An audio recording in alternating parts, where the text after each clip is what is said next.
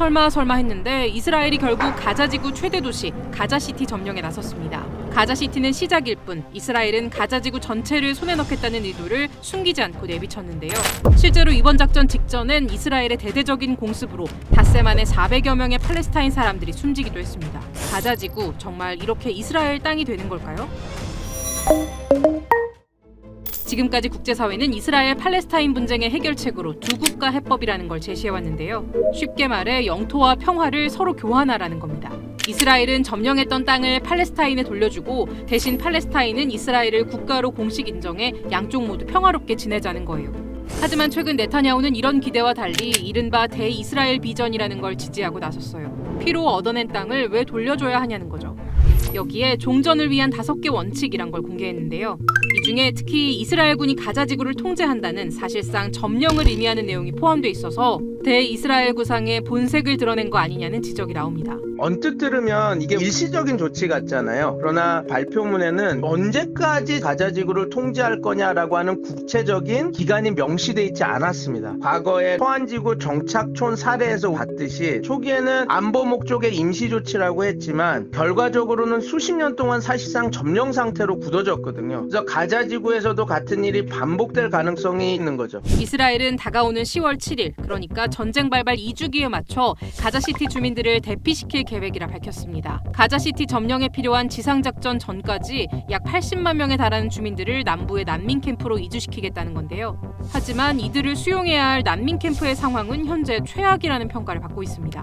이전부터 이스라엘이 육로를 봉쇄하고 난민 캠프에 대한 배급 통제를 이어와서 현재 가자지구는 유례없는 수준의 기아 상태에 놓여 있거든요. 여러 나라들이 수송기를 띄워 공중으로 구호물자를 투하하긴 했지만 이걸로는 턱없이 부족한 수준이라 캠프에서는 구호물자 쟁탈전이 벌어지고 있습니다. 난민들은 떨어지는 구호물자를 향해 수 킬로미터를 기약 없이 뛰어다녀야 하는 상황. 그마저도 해변가나 바다에 떨어지면요, 난민들은 모래범벅에 불어터진 밀가루 포대 하나 얻기 위해 목숨을 걸어야 할 지경이라는 거죠. 상황이 이렇다 보니 현재 가자지구에서는 매일 굶어 죽는 사람이 속출하고 있습니다. Dozens of children are dying of starvation. It's unbearable. How could anyone?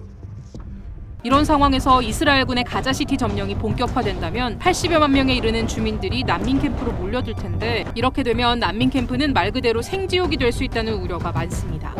가자지구와 접하고 있는 이집트가 난민을 좀 받아주면 안 되나 싶지만 이집트의 속사정도 꽤 복잡하다는데요. 지금 이집트도 경제 상황이 좋지 않거든요. 그러면 대규모 난민들이 유입됐을 때 자국의 안보, 경제, 사회 안정에 직접적인 위협이 됩니다. 그리고 한 가지 되게 좀 미묘한 점이 이집트가 하마스를 나름 도와주긴 했는데 하마스의 전신이 결국은 무슬림 형제단이거든요. 이집트에선 무슬림 형제단이 반국가 단체예요. 그러니까 이집트 입장에서는 난민 유입을 최소화하려는 입장을 취하는 가능성이 높습니다. 비난이 커지자 이스라엘은 가자 주민들을 아프리카와 동남아로 이주시킨다는 방안을 내놨는데요. תן להם את האפשרות לצאת, קודם כל לצאת מאזורי לחימה, בכלל לצאת מהרצועה, אם הם רוצים.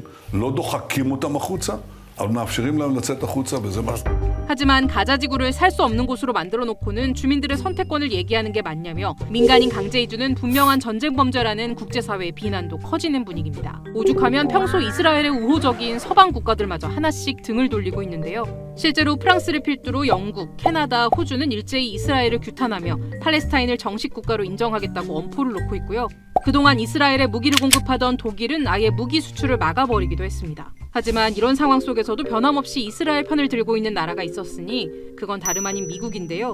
특히 트럼프는 예전부터 가자를 중동의 리비에라로 만들겠다는 말을 공공연하게 해오는 등 노골적으로 이스라엘을 지지해왔습니다. 이러다 보니 네타냐후 입장에선 트럼프가 집권한 지금이야말로 대이스라엘 비전을 실현시킬 절호의 기회로 보일 수밖에 없는 겁니다. 그러니까 이스라엘이 그냥 미친놈 전략으로 막 하는 게 아니라 다 계산하고 하는 행동이라고 보시면 됩니다. 국제사회가 욕하는데 그 이후에는 다른 큰 카드가 없거든요. 국제사회에서의 이스라엘의 신뢰도는 떨어질 수 있지만 그걸 감수하더라도 미국 트럼프 행정부가 지지를 해주고 있을 이때에 놓줘야 된다 이렇게 밀어붙여서 하마스 세력을 다 괴멸시키는 게 우리에게 도움이 된다 이런 판단을 하고 있겠죠. 이스라엘의 이번 가자지구 완전 점령 계획은 단순히 영토 하나 점령하고 끝나는 게 아니라 향후 중동 전세 전체를 뒤흔들 수 있는 사건이라는 평가가 많은데요. 국내적으로 큰 파장을 불러일으키고 있죠. 왜냐하면 지금 이게 단순히 하나의 군사작전이 아니라 사실상 가자지구 전체 그리고 여태까지 국제사회가 합의했던 두 국가로 여론을 흔들 수 있는 아주 큰 전환점이 되기 때문에 거기다가 트럼프 행정부가 아브라함 협정이라는 것을 밀면서 상황이 좀 복잡하게 되어버린 상황입니다. 앞으로 이스라엘과 팔레스타인의 관계는 어떻게 되는 걸까요?